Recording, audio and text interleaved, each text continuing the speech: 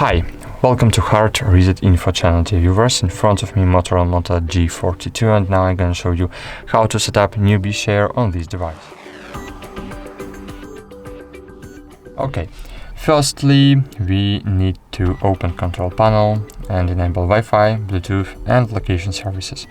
If you don't have location services on the control panel, you need to add location services to control panel. Click on the edit button, find location, hold and drag to top part of the panel, and now we have location services here. Okay, enable it and find newbie share now.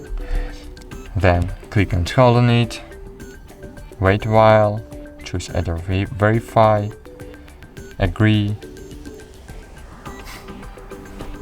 enable it. Cool. Now you can rename your device, you can change device visibility mode. If you will use contacts mode, it will be visible only for contacts, or you can be visible for everyone, and you can change your data usage mode. I suggest to use data mode.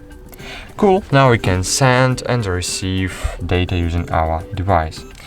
As you can see, I have this beautiful image on my device, and to send this image from an Android device to Motorola device, you need to click send, share via newbie share, find here your Motorola device, click accept on your Motorola device, wait for it, click accept, and cool, image was successfully sent. That's it. Thanks for watching.